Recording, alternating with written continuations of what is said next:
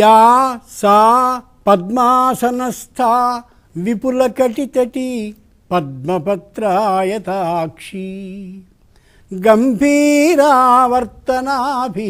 స్తనభరణమిత శుభ్రవస్త్రోత్తరీయ లక్ష్మీర్దివ్యైర్గజేంద్రైః మణిగణఖచితైః స్నపితా హేమకుంభైః నిత్యం సా పద్మహస్తా మమ వసతు గృహే సర్వమాంగళ్యయుక్త.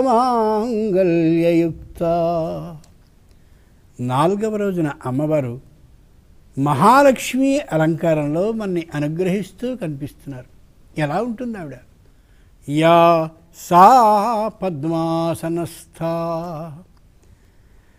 స్వచ్ఛమైనటువంటి సరస్సు, ఆ సరస్సులో అలా ఉన్నటువంటి తూడు, ఆ తూడు అలా వికసించగానే పెద్దదైన పద్మం, ఆ పద్మానికి సరిపడే విధంగా కూర్చున్నటువంటి దేవతా స్త్రీ అమ్మ.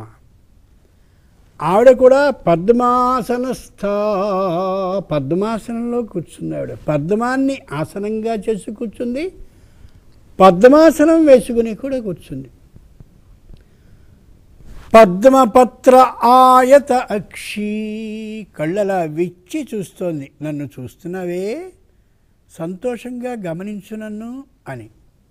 గంభీరావర్తనాభిః, స్త్రీ యొక్క ఈ నాభి ఎంత లోతుగా ఉన్నట్టయితే అంత ఉత్తమ స్త్రీ జాతికి చెందినటువంటిది అవుతుంది. బొడ్డు అనేటటువంటిది లోపల ఉండేటటువంటి సంతానానికి ఆహారాన్ని అందించేది. కాబట్టి లక్ష్మీదేవి నిరంతరం తనకి సంబంధించిన ఆ అద్భుతమైనటువంటి సంపదని 84 లక్షల జీవరాశులు, ఈ 14 లోకాల్లో ఉన్నవారు ఎవరున్నారో అందరికీ అందిస్తూనే ఉంటుంది నాభి నాళం ద్వారా, ఆ బొడ్డుతాడు ద్వారా.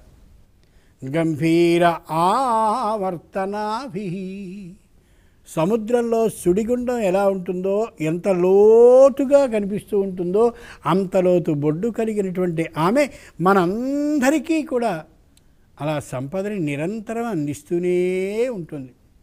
స్తనభరణమిత, ఇంతమంది సంతానానికి అలా అమోఘమైనటువంటి ఆహారమైన స్తన్యాన్ని ఇస్తూ ఉండేటటువంటి లక్షణం కలిగింది ఆవిడ. శుభ్రవస్త్ర ఉత్తరీయ, చక్కనైనటువంటి చీరని, చక్కనైనటువంటి రవికని, చక్కనైనటువంటి ఉత్తరీయాన్ని వేసుకుంటుంది. స్త్రీలు, స్త్రీ దేవతలే కాదు, స్త్రీలు కూడా ఉత్తరీయాన్ని భుజాన వేసుకోవడం అనేది సంప్రదాయం, ఒకప్పుడు ఉన్నదే. సీతాదేవి కూడా స్వయంగా తన ఆభరణాలని ఆ ఉత్తరీయంలో మూటకట్టి విడిచింది తప్ప చీరని చింపి మాత్రం కాదు. ఉత్తరీయం తయా త్యక్తం నగాసక్తం మహీతలే, శ్రీమద్ రామాయణం చెప్తుంది ఉత్తరీయంలో మూటకట్టి వేసిందని. అంచేత ఉత్తరీయం కానీ మొత్తం అంతా స్వచ్ఛమైనటువంటి వస్త్రాలు స్త్రీలు గమనించాలి.